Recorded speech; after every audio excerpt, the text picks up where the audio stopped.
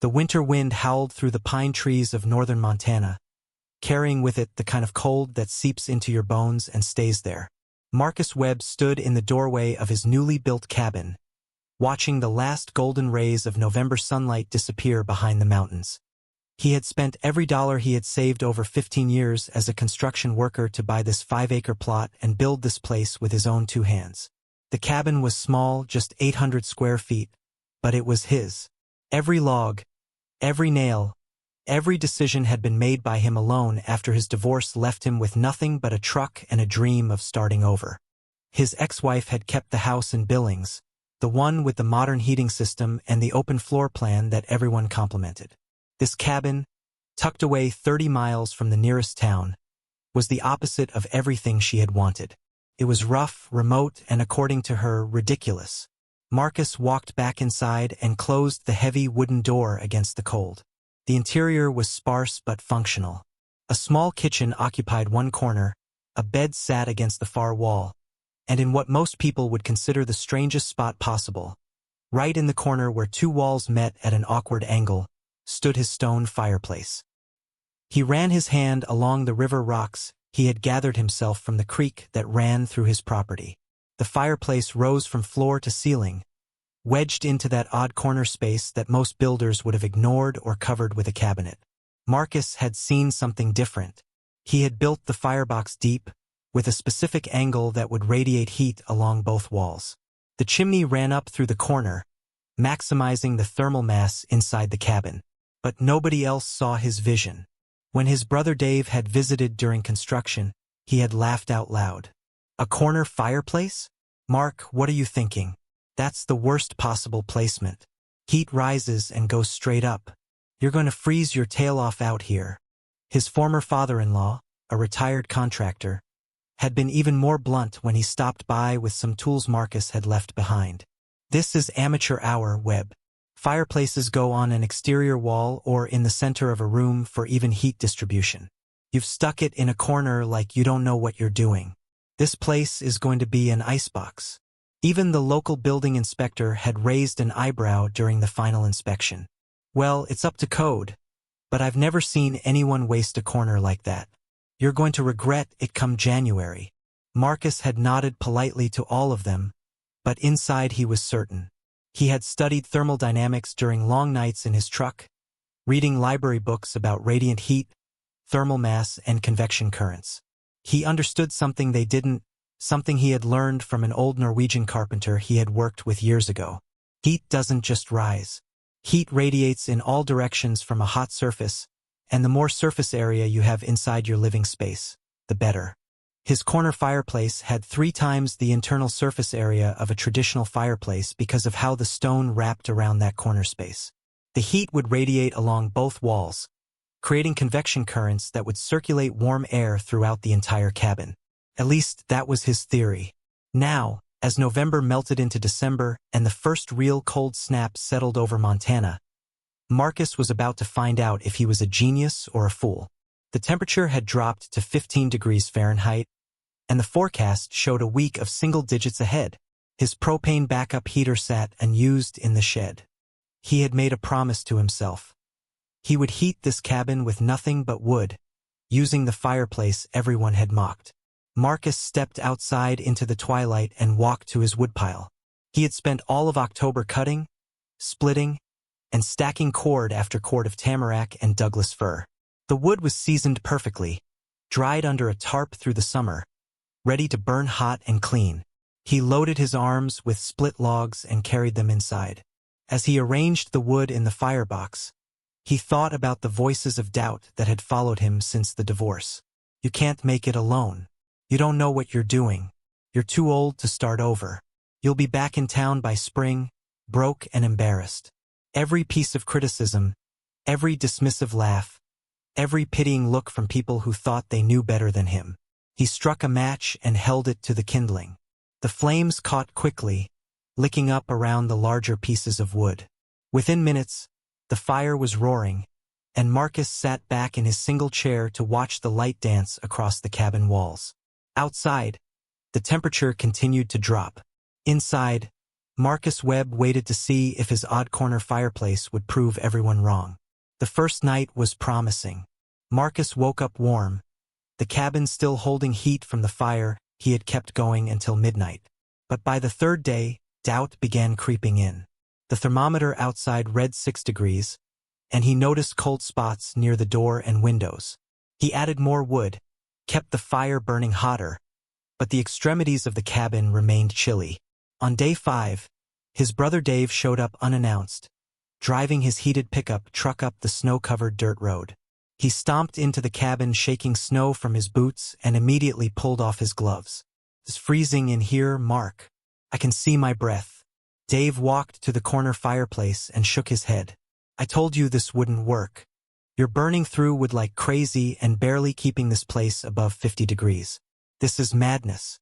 Marcus felt his jaw tighten. "It's working fine. I'm still figuring out the optimal burn rate." Dave laughed, but there was no humor in it. "Optimal burn rate? Listen to yourself. You sound like you're trying to convince yourself this wasn't a massive mistake. Mom's worried sick about you out here. She thinks you're going to freeze to death because you're too stubborn to admit when you're wrong." The word stung because Marcus knew his mother had been calling Dave, asking him to check on her son. At 62 years old, divorced and living alone in a cabin that everyone thought was poorly designed, Marcus had become the family's charity case. "Come back to town," Dave continued. "You can stay with Sarah and me until spring. Sell this place, cut your losses. There's no shame in it. I'm not selling." Marcus kept his voice level, but his hands were clenched. "And I'm not leaving. This fireplace will work. I just need to adjust my approach." Dave sighed and looked around the cabin with barely concealed pity. "You know what everyone's saying, right? That you've lost it. That the divorce broke something in you and now you're out here playing pioneer because you can't handle real life anymore. Even your old crew at the construction company thinks you've gone off the deep end." Marcus felt something cold settle in his chest, colder than any winter wind. His reputation, built over 3 decades of quality work, was being dismantled by whispers and assumptions. The man who had framed houses that still stood strong after 20 years was now considered unstable, foolish, a cautionary tale. Dave left 20 minutes later, promising to check in again soon. Marcus watched the taillights disappear down the mountain and turned back to his cabin. The fire burned in the corner, throwing shadows across the walls. He had 9 more cords of wood stacked outside. The winter was just beginning, and everyone was waiting for him to fail. That night, Marcus couldn't sleep. He lay in bed staring at the ceiling, listening to the wind rattle the windows. Dave's words echoed in his mind. "Everyone's saying you've lost it."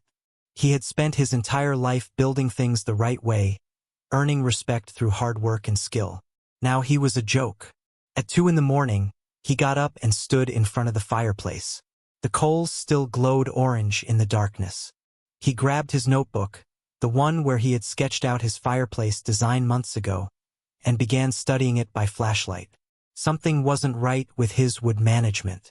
He was burning too much, too fast, trying to compensate for heat loss instead of maximizing heat retention. Then it hit him. The old Norwegian carpenter, Eric, had told him something years ago while they worked on a mountain lodge together. "Stack your wood with purpose," Eric had said in his thick accent. "The wood you burn tomorrow is heating your home today." Marcus had dismissed it as old-world wisdom that didn't make practical sense. But now, standing in the cold darkness, he understood. It wasn't just about the fireplace. It was about thermal mass everywhere. The wood itself, if stored correctly inside near the heat source, would pre-warm and create additional thermal mass while drying out any remaining moisture for a more efficient burn. He threw on his coat and went outside into the brutal cold. Over the next hour, he carried in wood, not just enough for a day, but enough for a week. He stacked it strategically along the 2 walls adjacent to the corner fireplace, creating a wooden barrier that would absorb radiant heat, dry thoroughly, and insulate the cabin walls simultaneously. By dawn, his cabin looked different. Wood lined the walls in neat stacks, 18 inches high, running along both sides of the corner. The room felt smaller, but the change was immediate. The wood absorbed heat from the stone fireplace and radiated it back. The walls behind the wood were protected from the cold penetrating through the logs of the cabin itself. Marcus built his morning fire with wood that had been warming by the fireplace all night. It caught instantly, burning hotter and cleaner than any fire he had made before. Within an hour, the temperature inside the cabin had risen 12 degrees. He sat down with his coffee and smiled for the first time in days. If you're following this journey and want to see how Marcus proves everyone wrong, take a moment to subscribe. This story is just getting started, and the real transformation is about to begin. Marcus looked at his thermometer. 68 degrees inside, 8 degrees outside. His odd corner fireplace, combined with his woodpile strategy, was finally working exactly as he had envisioned. Now he just had to prove it could last all winter. By mid-December, Marcus had perfected his system. He rotated his indoor woodpile daily, moving the driest pieces closest to the fireplace into the firebox while restocking from outside. The wood nearest the corner fireplace became so warm, he could hold his hand on it comfortably. His cabin maintained a steady 70 degrees even when the outside temperature plummeted to 20 below zero. But the real test came on Christmas Eve when the worst blizzard in 15 years hit Montana. The Weather Service warned people to stay indoors and keep backup heating sources ready. Marcus watched the snow pile up against his windows, 3 feet deep and still coming down. The wind screamed through the mountains with such force it shook the cabin walls. He kept his fire burning steady, feeding it every few hours with the pre-warmed wood. The heat radiating from the corner spread along both walls exactly as he had calculated. The wooden stacks acted as thermal batteries, storing warmth and releasing it slowly. His cabin felt like a sanctuary, while the world outside disappeared into white chaos.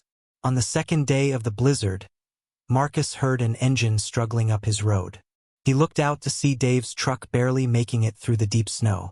His brother burst through the door covered in powder, shaking and miserable. My heat went out. Dave's teeth were chattering. Power's down all over the county. I've got Sarah and the kids in the truck running the heater, but we're almost out of gas.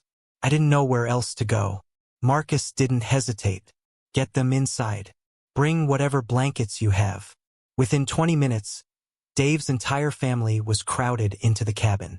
His wife Sarah stared at the corner fireplace with wide eyes. Dave, it's warm in here. Really warm. How is that possible? Dave stood near the fireplace, holding his hands out to the radiant heat. He looked at the strategic woodpiles along the walls, then at Marcus. I was wrong. I don't understand how, but I was completely wrong. Marcus poured coffee for everyone and explained his system. The corner placement maximized interior thermal mass. The woodpiles created insulation and stored heat while pre-drying fuel. Every element worked together in a way a traditional fireplace never could. They stayed for 2 days until the roads were passable. During that time, Dave took photos of the fireplace design and the wood stacking system. Before he left, he pulled Marcus aside. I owe you an apology. A real one. I told everyone you had lost your mind out here. I was embarrassed for you, but you were smarter than all of us combined. I'm sorry, Mark. Marcus clasped his brother's shoulder. You came here when you needed help. That's what matters. As Dave's truck disappeared down the mountain, Marcus walked back into his warm cabin and added another log to his fire. The winter was only half over, but he had already won. Word spread faster than Marcus expected. Dave told his construction crew about the corner fireplace that had kept his family warm during the blizzard.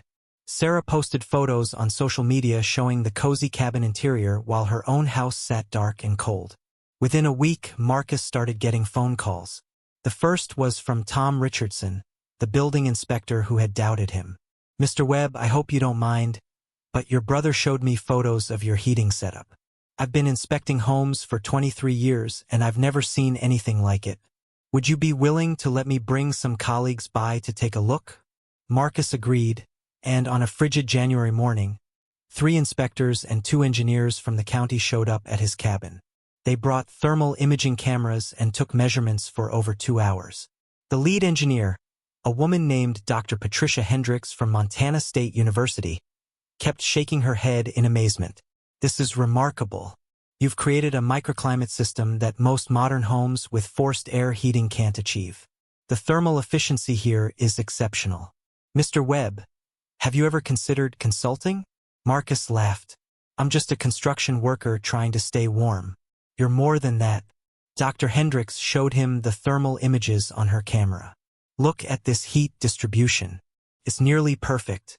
We're writing a paper on this for the Journal of Sustainable Building. With your permission, of course. Over the next month, Marcus's cabin became a case study. The local newspaper ran a feature story titled, "Montana Man's Odd Fireplace Design Proves Critics Wrong." A Sustainable Living magazine interviewed him. YouTube channels focused on off-grid living requested tours. But the moment that meant the most came in early February when his ex-wife Jennifer called. He almost didn't answer. "Marcus, I saw the article about your cabin." Her voice was different, softer than he remembered. "I wanted to say I'm sorry. When you told me you were going to build that place, I thought you were running away from reality. But you were running towards something. You built exactly what you needed, and you did it brilliantly." Marcus sat down, surprised by the emotion in her words. "Thank you for saying that. Dave told me you kept his whole family warm during the blizzard while our fancy house with the expensive heating system was useless." She paused. "You always saw things differently than everyone else. I used to think that was a problem. Now I realize it was a gift." After they hung up, Marcus walked to his corner fireplace and placed his hand on the warm stone. The pain of the divorce, the humiliation of being doubted, the loneliness of those first cold nights, it had all led him here, to a cabin that worked better than anyone imagined, to respect he had earned through persistence and vision. The fire crackled softly. Outside, snow fell gently through the pines. Inside, Marcus Webb was finally completely warm. 2 years later, Marcus stood in front of a classroom at Montana State University's School of Architecture. 25 students sat with notebooks open, listening as he explained the principles behind his corner fireplace design. Dr. Hendricks had invited him to guest lecture 3 times that semester. What had started as one man's solution to staying warm had become a teaching model for sustainable heating design. His cabin had been featured in 7 publications and 2 documentaries. Architects from across the country had reached out, asking permission to adapt his corner thermal mass concept for their projects. Marcus had even filed for a patent on his specific design, though he made the basic principles available free to anyone who wanted to heat their home more efficiently. But the real change wasn't professional. It was personal. Dave and his family visited once a month now, the relationship rebuilt through respect rather than obligation. His mother stopped worrying and started bragging to her friends about her innovative son. Even Jennifer had visited once, bringing her new partner, and had genuinely admired what Marcus had created. Marcus had also started dating again. He met Rachel, a botanist who worked for the Forest Service, at a sustainable living expo where he was speaking. She loved the remoteness of his cabin and spent weekends helping him expand his property with a greenhouse and workshop. They were taking things slow, but for the first time since his divorce, Marcus felt like he was building towards something with another person, not despite them. His workshop was now full of projects. Local families commissioned him to design custom fireplaces. He consulted on 3 new cabin builds that winter, each incorporating lessons from his original design. The construction company he used to work for had even asked him to return as a specialist in energy-efficient heating systems at twice his old salary. He accepted, but only part-time. The cabin remained his priority. On a March evening, as winter finally released its grip on Montana, Marcus sat on his porch watching the sunset paint the mountains gold and purple. His indoor woodpile was nearly depleted, spring flowers were pushing through the melting snow, and he had heated his entire cabin through the harshest winter in years using only his odd corner fireplace and the wood he had stacked with purpose. He thought about the voices that had tried to convince him he was wrong, that he had lost his way, that his ideas were foolish. Those voices were quiet now, replaced by requests for his expertise and recognition of his innovation. Marcus had learned something profound in that corner of his cabin. Sometimes the unconventional path isn't wrong. Sometimes it's just ahead of its time, waiting for someone brave enough to prove it works. Thank you for following Marcus's journey from ridicule to recognition. If this story inspired you, please share your thoughts in the comments, and subscribe for more stories about people who trusted their vision when everyone else doubted. What seemingly crazy idea are you working on? Share it below. Your corner fireplace moment might be closer than you think.